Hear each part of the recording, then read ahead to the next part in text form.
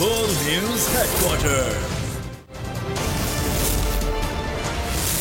अस्सलाम वालेकुम। बोल न्यूज़ हेडक्वार्टर्स में खुश आमदीद। मैं हूँ राफे मिर्जा और मैं हूँ अफशीन कुरैशी। हेडलाइंस आपने जानी, बुलेटिन की टॉप स्टोरीज में आज शामिल करेंगे। फ्रंट फुट पर खान, एक और घर उजड़ गया, मुकदमात का तूफान और फुटबॉल वर्ल्ड कप की जंग। बुलेटिन का आगाज करेंगे और सबसे पहले आपको बताएं कि पीटीआई चेयरमैन इमरान खान का असेंबलियां तहलील करने का फैसला। मुल्की सियासत में हलचल। कप्तान ने आईनी माहिरीन के साथ मुशावरत तेज कर दी। सियासी रहनुमाओं से भी राब्ते किए जा रहे हैं। स्पीकर पंजाब असेंबली सप्तान खान से मुलाकात की। असेंबली तहलील करने के पहलुओं का जायजा लिया। मजलिस वहदतुल मुस्लिमीन के सरबराह राजा नासिर अब्बास ने भी जमान पार्क में इमरान खान से मुलाकात की। जुमे के रोज़ इमरान खान की ज़ेर सदारत पंजाब की पार्लिमानी पार्टी का इजलास अहमियत इख्तियार कर गया।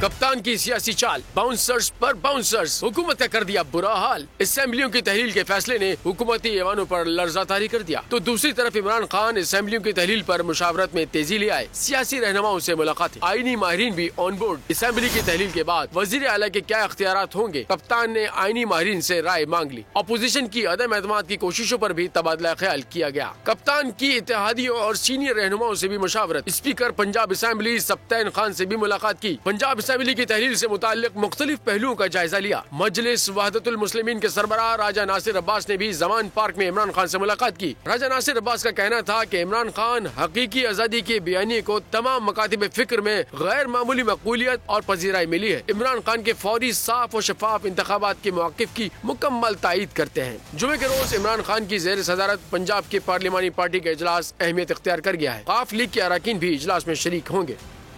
मौजूदा हालात में अपोजिशन अदम एतमाद नहीं ला सकती। गवर्नर एतमाद के वोट का भी नहीं कह सकता। स्पीकर पंजाब असेंबली सप्तान खान की मीडिया से गुफ्तगू, कहा हमने इजलास मौखर किया, गैर मुअय्यना मुद्दत के लिए मुलतवी नहीं किया। स्पीकर का बुलाया हुआ इजलास स्पीकर ही मुलतवी कर सकता है। इसी तरह गवर्नर का बुलाया हुआ इजलास गवर्नर ही मुलतवी कर सकता है। अपोजिशन का स्टैंड कमज़ोर है, अगर उनको एतमाद है तो फिर ले आएँ तहरीक। अपोजिशन अदम एतमाद लाती है तो बंदे पूरे करना उनकी जिम्मेदारी है। स्पीकर पंजाब असेंबली का कहना है कि हुकूमत के साथ बैकडोर डिप्लोमेसी नहीं चल रही। पंजाब पीटीआई का गढ़ है। वोट इमरान खान और इमरान खान के बयानी की अमानत है। जो मौजूदा हालात चल रहे हैं उसमें इंशाअल्लाह ये अदम एतमाद की तहरीक भी नहीं ला सकती अपोजिशन। नंबर 2, ये एतमाद के वोट के लिए गवर्नर भी हमें नहीं कह सकते। और नंबर 3, गवर्नर राज के भी चांसेस जीरो हैं। तो इंशाअल्लाह इस वक्त पंजाब जो है पीटीआई का गढ़ है। हमारे हुकूमत के साथ जहाँ तक मेरा इल्म है बैकडोर डिप्लोमेसी बिल्कुल नहीं चल रही। किसी को इस गलत फहमी में नहीं होना चाहिए। वोट इमरान खान की अमानत है, इमरान खान के नैरेटिव की अमानत है। आगे बढ़ेंगे, आपको बताएं कि फवाद चौधरी ने हुकूमत को मुज़ाकरात की मशरूत पेशकश कर दी। निजी टीवी से गुफ्तगू में फवाद चौधरी का कहना था कि इलेक्शन के ऐलान पर असेंबलियों की तहलील का फैसला वापस हो सकता है। हुकूमत आए, बातचीत करे, तय करे। अगर वो समझती है कि 64% नशिस्तों पर इंतखाबात कराने हैं वो भी करा लें। जीत तहरीक इंसाफ की होगी। हम अपना सियासी दाव इस्तेमाल करेंगे, हुकूमत अपना करेगी। कप्तान की सियासी पिच पर रिवर्स स्विंग, बौखलाई हुकूमत की टांगें कांपने लगीं। पंजाब असेंबली को बचाने के लिए कोशिशें तेज कर दी। वज़ीर आज़म शहबाज शरीफ और आसिफ अली जरदारी सर जोड़कर बैठ गए। एक हफ्ते के दौरान दोनों रहनुमाओं की दूसरी 1-on-1 मुलाकात हुई। इमरान खान की हिकमत अमली नाकाम बनाने के लिए मुख्तलिफ ऑप्शंस पर गौर किया गया। मुलाकात में पंजाब की सियासत भी ज़ेर बहस आई। पंजाब में गवर्नर राज और वज़ीर आला के खिलाफ तहरीक अदम एतमाद पर भी गुफ्तगू हुई। हुकूमती वज़रा की डिटाई बरकरार, इलेक्शन से मुसलसल इनकार। वज़ीर कानून अयाज सादिक कहते हैं गला दबाकर इलेक्शन का मुतालबा करने से इंतखाबात नहीं हो सकते।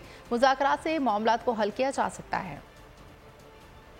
کپتان کی سیاسی حکمت عملی حکومت پر بھاری پڑ گئی۔ اسمبلیوں کی تحلیل نے حکومتی اتحاد کی دوڑیں لگا دی۔ اتحادیوں نے پنجاب اسمبلی کو بچانے کے لیے کوششیں تیز کر دی۔ وزیر اعظم شہباز شریف اور آصف علی زرداری کی ملاقات وزیر اعظم ہاؤس میں ہوئی۔ ایک ہفتے کے دوران دونوں رہنماؤں کی دوسری 1-on-1 ملاقات۔ عمران خان کی حکمت عملی ناکام بنانے کے لیے مختلف آپشنز پر غور کیا گیا۔ ملاقات میں پنجاب کی سیاست زیر بحث آئی۔ پنجاب میں گورنر راج اور وزیر اعلی کے خلاف تحریک عدم اعتماد پر بھی گفتگو ہوئی۔ حکومتی وزراء کی ڈٹائی بھی برقرار۔ الیکشن سے مسلسل انکار۔ وزیر قانون ایاز صادق کہتے ہیں گلا دبا کر الیکشن کا مطالبہ کرنے سے انتخابات نہیں ہو سکتے۔ گرینڈ نیشنل ڈائیلاگ سے بہتر کوئی چیز نہیں ہے، مگر گلے کے اوپر انگوٹھا رکھ کے یہ کہنا کہ جی پہلے الیکشن اناؤنس کریں، اس طرح ڈائیلاگ نہیں ہوتے۔ ڈائیلاگ جب ٹیبل پہ بیٹھا ہو جاتے ہیں نا پھر یہ چیزیں کی جاتی ہیں۔ سابق اسپیکر قومی اسمبلی کا کہنا تھا کہ مذاکرات سے معاملات کو حل کیا جا سکتا ہے۔ خبروں میں آگے دیکھیے کمان کی تبدیلی۔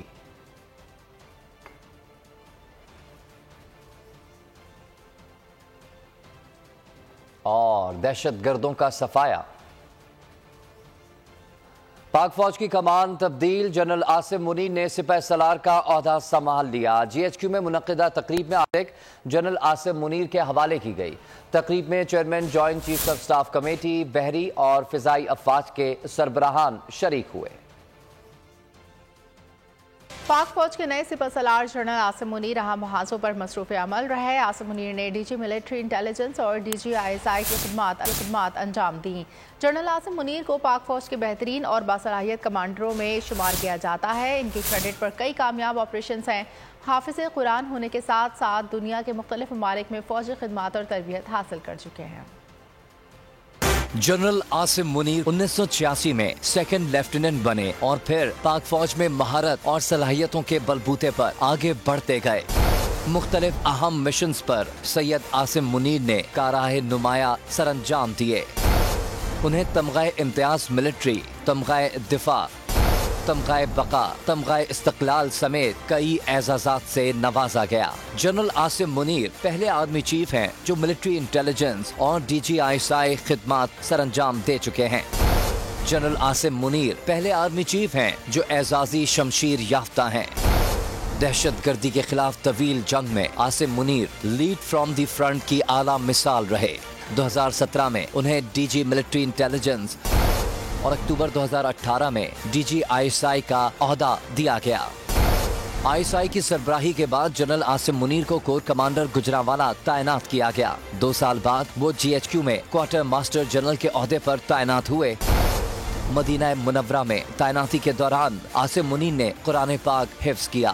جنرل عاصم منیر پاک فوج کے سینئر آفیسر ہیں جو پاکستان ملٹری اکیڈمی کے فارغ التحصیل ہیں۔ انہوں نے آفیسرز ٹریننگ سکول منگلہ سے تربیت مکمل کر کے پاک فوج میں شمولیت اختیار کی۔ دوران تربیت انہیں بہترین کارکردگی پر اعزازی شمشیر سے بھی نوازا گیا۔ تربیت مکمل کرنے کے بعد انہوں نے پاک فوج کی فرنٹیئر فورس ریجمنٹ میں کمیشن حاصل کیا۔ اور یہ آپ کو بتائیں کہ بلوچستان میں ملک دشمنوں کے خلاف سیکورٹی فورسز کا کامیاب آپریشن۔ کارروائی کے دوران 10 دہشت گرد مارے گئے۔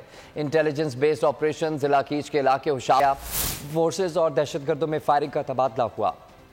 آئی ایس پی آر کے مطابق 10 دہشت گرد مارے گئے۔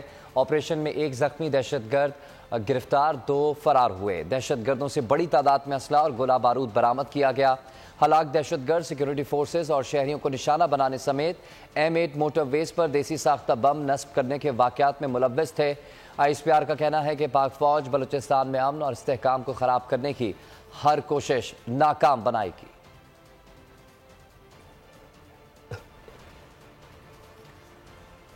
افسوسناک خبر سے آپ کو آگاہ کر رہے ہیں۔ اس سے پہلے ملزم نے بیوی اور 3 بیٹیوں کے گلے کاٹ دیے۔ قرض خواہ کو ویڈیو کال کر کے بچوں کی لاشیں دکھائیں۔ لائیو کال کے دوران اپنے گلے پر چھری پھیر دی۔ بچوں کی لاشوں کی تصاویر بھائی کو بھی شیئر کر دی۔ کراچی کے علاقے بلیر میں ہنستا بستا گھر اجڑ گیا۔ دل دہلا دینے والا واقعہ الفلاح میں گراؤنڈ +1 مکان کی پہلی منزل پر پیش آیا۔ سروں پر شفقت کا ہاتھ رکھنے والے باپ نے جلاد کا روپ دھار لیا۔ ملزم فواد نے دفتر سے واپسی پر گھر کے دروازے بند کیے اور چھری کی تیز دھار سے بچوں اور بیوی کے گلے کاٹ ڈالے۔ خاتون ہما اور تینوں بیٹیاں 10 سالہ نمرہ، 12 سالہ فاطمہ اور 16 سالہ نیہا موقع پر ہی دم توڑ گئیں۔ ملزم نے خود کو بھی گلے پر چھری پھیر کر زخمی کر لیا۔ پڑوسیوں کا کہنا تھا کہ گھر سے رونے کی آوازیں آ رہی تھیں۔ مجھے بس اطلاع آئی اس طریقے سے شور شرابے کی، محلے والوں کی چیخ کی اطلاع آئی، اور ایسے ہی ہم نے پھر باہر نکل کے دیکھا تو اس طریقے سے جن اسپتال میں چاروں لاشوں کا پوسٹ مارٹم مکمل کر لیا گیا۔ پولیس کا کہنا ہے کہ پوسٹ مارٹم کے بعد لاشوں کو جن اسپتال سے چھپا سرد خانے منتقل کر دیا جائے گا۔ ملکی معاشی حالات نے ایک اور گھر اجاڑ دیا۔ کراچی شمسی سوسائٹی میں قتل کی تحقیقات میں گتھی سلجھنے لگی۔ پولیس نے ملزم فواد کا ابتدائی بیان ریکارڈ کر لیا ہے۔ S S P Korangi Sajid Ahmed Sadozai نے بول نیوز سے گفتگو میں کہا کہ ملزم فواد نے پولیس کو بتایا کہ وہ نوکری کے ساتھ ٹریڈنگ بھی کرتا تھا جس میں نقصان کا سامنا تھا۔ انویسٹرز پیسے مانگ رہے تھے، وہ زندگی سے تنگ آ گیا تھا، بیوی سے جھگڑا، غصے میں سب ختم کر دیا۔ بیسیکلی اس نے بتایا کہ وہ ایک کمپنی میں سیلز مینیجر کے علاوہ ٹریڈنگ کا بھی کام کرتا تھا، اور اس کام میں انویسٹرز نے جو پیسہ لگایا تھا تو انفارچونیٹلی وہ پیسہ ان کا ریٹرن نہیں دے سکا جو اس نے کمٹ کیا ہوا تھا، جو پرامس کیا ہوا تھا، جس کے بنیاد پہ وہ انویسٹر کریڈیٹر جو اس کے تھے وہ اسے تنگ کرتے تھے، اس کے پیسے کی یا اپنے پروفٹ کی ریٹرن کی بات کرتے تھے۔ تو فائنینشلی بھی کچھ عرصے سے اس کو شاید سیلری بھی نہیں ملی تھی، تو گھر میں بھی حالات کوئی اتنے اچھے نہیں تھے، جس کی بنیاد پر اس کا اپنی بیوی سے لڑائی جھگڑا رہتا تھا، اور بیوی سے لڑائی جھگڑے کی وجہ سے اس کی والدہ بھی پریشان تھی تو وہ بھی روتی رہتی تھی، اور بچے بھی پریشان تھے۔ تو یہ وہ سرکمسٹانسز تھے۔ آج بھی وہ جب واپس گھر گیا ہے اپنی جاب کے بعد تو پھر اس کی بیوی سے لڑائی ہوئی، تو پھر اس نے سوچا کہ آج میں سب ختم کر دیتا ہوں۔ سب سے پہلے اس نے اپنی بڑی بیٹی کو، پھر اپنی دونوں بیٹیوں کو ہلاک کیا چھری سے، ان کے گلے کاٹے، اور پھر اس کی وائف نے اپنی وائف کا گلا کاٹا، اور اس طریقے سے وہ کاٹنے کے بعد اس نے اپنے گلے پہ چھری پھینک دی۔ بس اس نے بتایا انفارچونیٹلی کہ اس کی بڑی بیٹی آج جو تھی وہ بھی اس وقت رو رہی تھی جب اس کی والدہ کے ساتھ، یعنی اپنی وائف کے ساتھ جب ایشو ہو رہا تھا، لڑائی جھگڑا ہو رہا تھا، تو وہ بھی رو رہی تھی، پڑھ رہی تھی، باقی دونوں بیٹیاں جو تھی وہ سوئی ہوئی تھی۔ وہ بس سڈن پرووکیشن میں اور غصے میں وہ کہہ رہا ہے کہ میں نے یہ اقدام کیا ہے۔ اس کے بعد وہ دوبارہ سینسز میں نہیں رہا، سب کانشیسنیس میں چلا گیا، تو جب وہ سینسز میں آئے گا تو پھر انشاءاللہ اس کو دوبارہ انٹروگیٹ کریں گے۔ دوپہر سب ٹھیک تھا، بچیاں اسکول اور کالج بھی گئی تھیں۔ ملزم فواد کی والدہ نے بول نیوز سے گفتگو میں کرائم سین بتا دیا۔ کہا 2 چیخوں کی آواز سنی تو میں اوپر گئی، بچیاں جہاں سوتی تھیں وہیں ان کی لاشیں پڑی تھیں، بہو کی لاش کے اوپر کمبل پڑا تھا۔ کراچی میں دلخراش واقعہ، سفاک باپ نے 3 بیٹیوں اور بیوی کو قتل کر دیا۔ ملزم فواد کی والدہ نے بول نیوز کو کرائم سین سے آگاہ کیا، بتایا 2 چیخوں کی آواز سنی تو میں اوپر گئی، بچیاں جہاں سوتی تھیں وہیں ان کی لاشیں پڑی تھیں، بہو کے اوپر کمبل پڑا تھا۔ سنائی دی جیسے بچوں کو ڈانٹا پڑتی ہے، سمجھ نہیں آئی۔ وہ 5 منٹ کے بعد میں پھر دوبارہ کوئی ہوگی، دوسری فون آئی، چیخ سنائی دی، پھر یہ میری بچی بھی گئی، میں بھی گئی، جب جا کے دیکھا تو سارے بچے میرے خون میں پڑے تھے۔ والدہ کا کہنا تھا کہ دوپہر 1:30 بجے تک سب صحیح تھا، بچیاں مجھ سے مل کر اسکول اور کالج بھی گئی تھیں۔ والدہ نے بدنصیب خاندان کی مالی پریشانیوں سے بھی پردہ اٹھایا، کہنا تھا کہ بیٹے کو 4 ماہ سے تنخواہ نہیں ملی تھی۔ کراچی ملیر میں شمسی سوسائٹی میں باپ کے ہاتھوں 3 بیٹیوں اور بیوی کے قتل کا معمہ حل ہو گیا۔ ملزم فواد کا ابتدائی بیان ریکارڈ کر لیا گیا۔ ملزم نے اپنے نجی کاروبار کے لیے کئی انویسٹر سے رقم لے رکھی تھی۔ تینوں بچیوں اور بیوی کو قتل کرنے کے بعد بیرون ملک تصاویر بھی واٹس ایپ کی۔ پولیس کے مطابق قرض خوار کو بچوں کی لاشیں دکھائیں اور لائیو کال کے دوران اپنے گلے پر چھری پھیری۔ ملیر شمسی سوسائٹی میں سفاک باپ کے ہاتھوں 3 بیٹیوں اور بیوی کا لرزہ خیز قتل۔ تفتیشی اداروں نے تحقیقات شروع کر دی۔ فواد نجی کمپنی میں سیلز مینیجر تھا۔ ملزم فواد کا ابتدائی بیان ریکارڈ کر لیا گیا۔ S S P Korangi Sajid Sadozai کہتے ہیں کہ ملزم کا بیان ریکارڈ ہونے کے بعد اس کی حالت دوبارہ بگڑ گئی۔ قتل کا واقعہ انجام دینے کے بعد اپنے انویسٹرز کو ویڈیو کال کر کے آگاہ کیا۔ ملزم نے اپنے پرائیویٹ بزنس کے لیے کئی انویسٹر سے رقم لی ہوئی تھی جو نقصان میں جا رہی تھی۔ ملزم کا آج دوپہر میں بیوی سے جھگڑا ہوا تھا۔ واقعے کے وقت بڑی بیٹی جاگی ہوئی تھی جو جھگڑے کے بعد رو پڑی تھی۔ 2 چھوٹی بیٹیاں پلنگ پر سو رہی تھی جو سب ملزم کے غضب کا نشانہ بنی۔ پہلے انہوں نے اپنی بیگم اور 3 بیٹیوں کو ہلاک کیا ہے، اور ان کو ہلاک کرنے کے بعد انہوں نے اپنے آپ کو مارنے کی کوشش کی ہے چھری کے ساتھ، और जिसमें ये क्रिटिकली इंजर्ड हुए हैं। इनकी वालदा नीचे रहती हैं, हमने बात की है, उनने बताया कि वाइफ के साथ उनका इशू तो रहता है, लेकिन छोटा मोटा इशू था, कोई इतना सीरियस नहीं था कि जिसका उनको पता हो।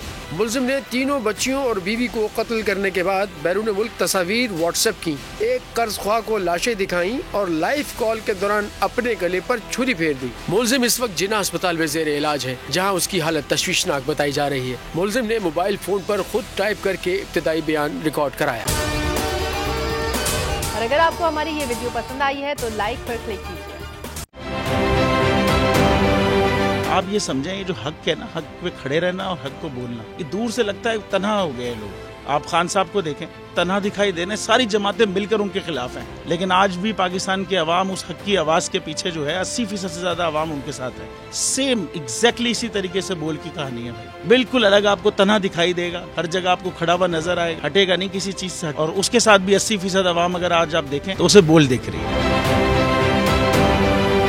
जाली केस है ना, ये हम पे उस वक्त बनाए गए थे जब हुकूमत यही थी, इन्हीं लोगों की हुकूमत थी ना। और ये जाली केस, इनको मैं नहीं कह रहा इस केस को जाली केस, इनको पाकिस्तान में क्या पूरी दुनिया में एक ऐसा शिकायत कुंदा नहीं मिला, एक ऐसा कंप्लेनेंट नहीं मिला जिसने ये कहा हो कि हमारे साथ फ्रॉड हुआ है। तो ये खुद ही बन गए कंप्लेनेंट, और ये खुद ही इन्होंने खुद ही इन्वेस्टिगेशन की, उसकी खुद ही तफ्तीश भी की, यानी कि कंप्लेनेंट भी है, इन्वेस्टिगेशन ऑफिसर भी है। और इन द एंड इन्होंने फिर उसके बावजूद ये कोर्ट में जमा कराया कि जी ये केस जाली केस था और इसमें किसी किस्म जो कुछ एग्जैक्ट कर रहा था सब लीगल। ये मेरी बात नहीं है, ये इनके इन्वेस्टिगेशन ऑफिसर की बात। सबसे ज्यादा व्यूज और सबसे ज्यादा रेटिंग के साथ बोल आज भी रहा नंबर 1 पर। सब्सक्राइब करें और बेल दबाएं ताकि कोई खबर रह न जाए।